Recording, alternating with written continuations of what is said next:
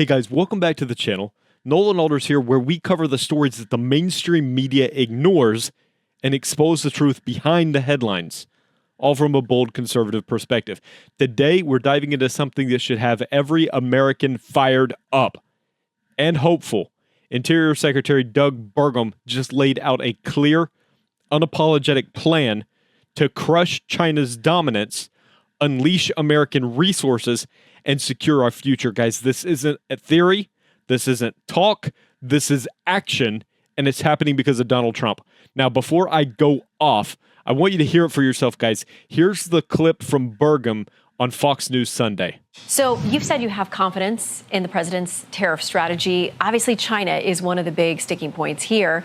And this idea of rare earth minerals, we get most of ours from them. And I know we have deposits here, but I was surprised to read that even some of what we mine here, we send to them for processing, and then it comes back to us. What can we do domestically to cut China out of that equation? Well, Shannon, you've got it just right, because there's both the material and then the processing. And this began you go back to Obama, Biden administration. We've basically been a war on mining in this country for anything, not just rare earth minerals, critical minerals, but base minerals that we would have. And so under President Trump, it's not just drill, baby, drill. It's going to be map, baby, map, which is we've got these materials in our country, but then also mine, baby, mine. And what President Trump is getting done right now, and there's one project which is going to be announced, Resolution Copper Mine. This has been a 30-year saga in terms of getting permitting, and in 3 months, President Trump has got this rolling again. And of course, copper is key for electronics. It's key for military uses.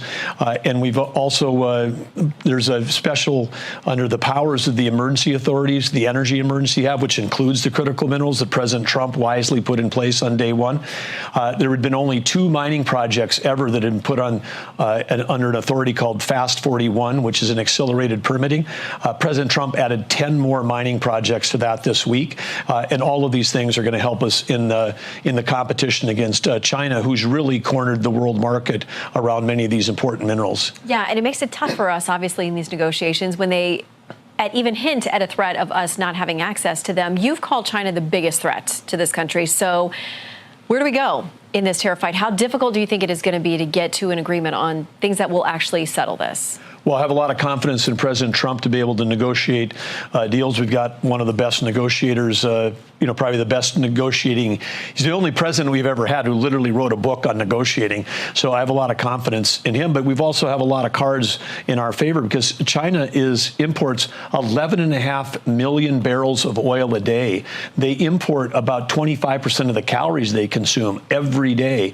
And so when we think about the U.S. and us as being a superpower, we're an energy superpower. We're a food superpower, and China is highly dependent. So we've allowed ourselves to become dependent on their supply chains for critical minerals. That's the one piece that we've got to undo. And of course, with the actions of the National Energy Dominance Council, which President Trump created, coordinating across the whole of government, whether it's Chris Wright in energy, Brooke Mullins in agriculture, Lee Zeldin, Howard Lutnick, everybody's working together. He gives an assignment, we all work together, and we're all getting it done to make sure that we've got not only energy dominance, but we've got energy security, including with critical minerals. Well, and one of the things you guys are working on, too, is this issue of AI. The president's pressed really hard on that. And it's not just the technology, because we're doing that by leaps and bounds here, but it's the energy production. You've raised the worry that we have with this. China far outpaces us on that production. They use a lot of coal, which we haven't done as much here. It was really dialed back. President Trump is ramping it up again.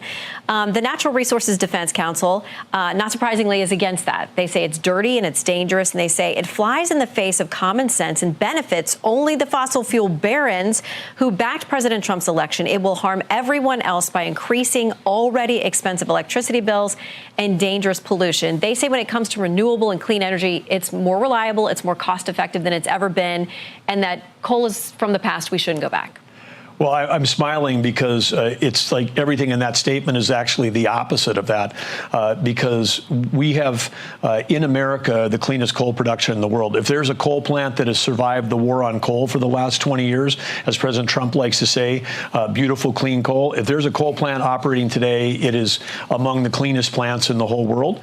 And of course, what you get when you have coal, two things: thermal coal produces electricity, metallurgical coal includes the metal metals that we need for steel making, the coke that goes into steel. There's also many other critical minerals that are located in coal that we can use as part of that process. But coal is persistent. It's 24 hours a day, 365 days a year. When we're talking about renewables, we're talking about things that are weather dependent. On the day that President Trump, as we look out on the Capitol here, on the day that President Trump was sworn in on January 20th, that was the highest peak load for the grid in this area from D.C. to New York. On that day, 70% of the electricity was coming from fossil fuels and 22% electric. How much was coming from renewables? Zero from solar, because the peak moment was 5 a.m. It was dark out. I mean, solar has a catastrophic failure every day, every 24 hours. The solar system of electricity has a catastrophic failure because it doesn't produce electricity at night. And then the wind wasn't blowing that day. So 2% of all the electricity from D.C. to New York was coming from renewables, and people are saying we got to switch to that. It's not in anyone's lifetime that we're going to get away from baseload thing. And now China, which you mentioned at the top of this, China opened enough coal plants last year to power all of California and all of New York, 94 gigawatts, 1 gigawatt's Denver, 94 gigawatts of coal. They've also got 30 nuclear plants. They've got a bunch of hydro. And this AI arms race, which is the existential threat, we cannot lose to China in an AI arms race. We're leading in tech, but they're leading in the electricity. And electricity has never been worth more. You can take a kilowatt of electricity, and in AI data center, you manufacture intelligence. And that intelligence can be used by everyone. So when they say this is only helping a select few, when we've got a powerful, strong 27 by 24 hour electric grid, that's going to lower the price for consumers. That's going to make sure that we've got affordability and reliability in our system. Where President Trump is actually doing the thing where he cares about the economy, he cares about people, he cares about affordability in this country. He's doing that. The path that we were on was destabilizing our grid, raising prices, and helping our adversaries. So it's a triple win for Americans with President Trump's energy policy. I know that some of these organizations have vowed to file lawsuits. Many of them have been either against you, the Interior Department, or the administration as a whole to try to stop some of these things because of their concerns. We're going to track those, but I know that is a real drag on trying to get things done when you've got maybe 3.5 years to implement at this point. I want to ask you about DOGE as well, because you signed an order this week that's about streamlining functions at Interior. And people, listen, our polling shows that they believe there's a lot of government waste and they want it taken care of, but they're very concerned, a majority of them, about what they see as kind of a slash and burn strategy with some of this. Here's reaction from one conservation group to your order this week. She says this, Jennifer Ricala, the Center for Western Priorities: if Doug Burgum doesn't want this job, he should quit now. This order shows what it looks like when leaders abdicate their jobs and let unqualified outsiders fire thousands of civil servants who are working on behalf of all Americans and their public lands. What's your answer to that? Well, again, I have to smile because having been in the private sector for my whole life until being a governor, and then working in a state where we had to balance the budget, which is different. I mean, the federal government is, if the federal government is like a ranch where they threw everything in the barn for 100 years, and great grandpa and grampy never threw anything away, and it's accumulated everything, and you never had to clean it out, that would be that's what the federal government is. And typically the federal government would send in a committee of 25 people. You'd pick up one object, spending 2 weeks talking about, should we get rid of it? What did great grandpa use this for? Maybe we should save it. Might be historic. I mean, what we're doing right now is emptying out the barn and deciding what should go back in. And what should go back in is the stuff that actually serves the American people. That's what it is. And so we take national parks for an example. There is so much overhead of people that work for the park system that don't work in a park. We can actually increase the number of people. Like this summer, we'll have more people working in Yellowstone than we had in 2020. More people working, but we could end up with fewer people across the whole park system, because guess what? We may not need that many people in IT. We may not need that many people in HR. There's things that we can do to streamline. And if we got people that are in this business because they care about the environment and they care about our lands, we've got customer-facing, land-facing jobs available. We have 5,000 jobs posted to go work in the parks, but we don't need wildfire fighters, people that are for summer help, come work for us, but work in a job where we're serving the public, as opposed to in DC or in a regional location where you're just doing overhead that's part of the barn that's never been cleaned out.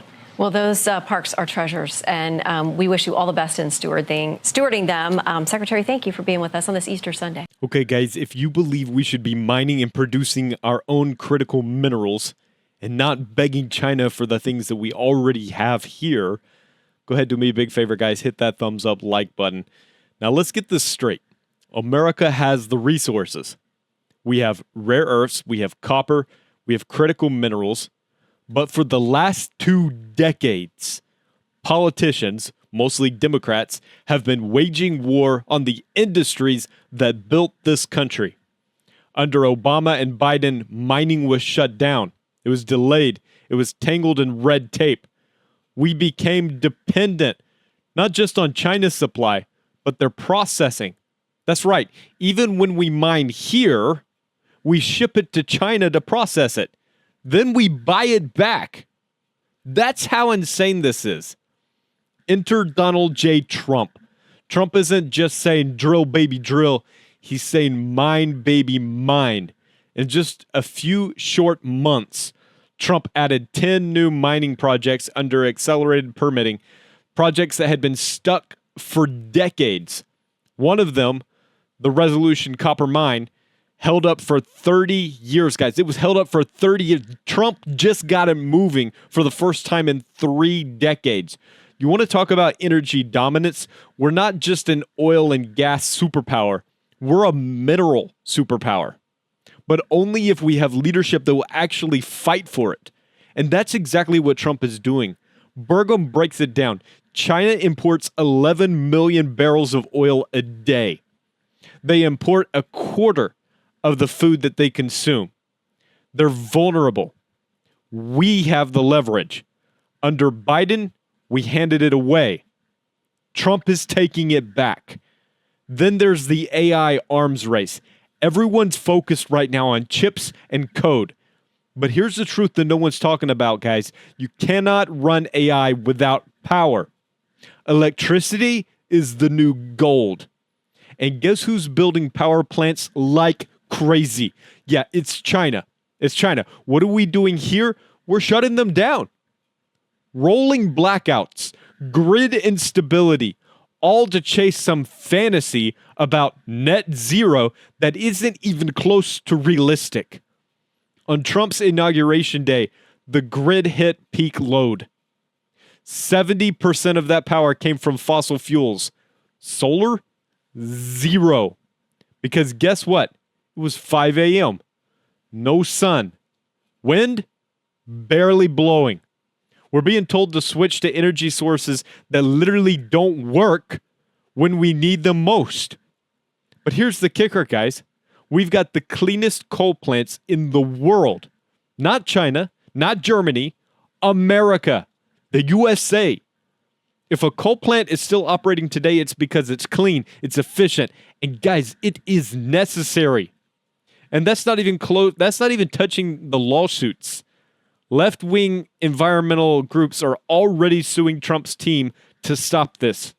Not because it's unsafe, not because it won't work, but because they hate the idea of America winning. Burgum said it perfectly in that clip we just watched. The federal government is like a barn packed with 100 years of junk. And Trump's the one clearing it out, putting back only what actually serves the people. And that has the left in a full-scale meltdown. So guys, let me know what you think, guys. Should we be mining and processing these minerals right here in America? Do you trust the green energy narrative, or do you believe in real, reliable energy? You can turn on the news, guys. Any other channel, guys. Like, go watch. Go just see what mainstream media is putting out there. They're all pushing this green energy narrative. Let me know down in the comments, guys. I want to hear from you. This isn't just about policy. This is about our future. And if you're sick of the media lies and ready to support content that actually tells the truth, consider subscribing to the channel, guys. Share this video. If you want to take it a step further, become a channel member today, guys. Let's grow this movement. Let's take our country back. And hey, guys, happy Easter. Everybody have a blessed one. I'll catch you later with another update.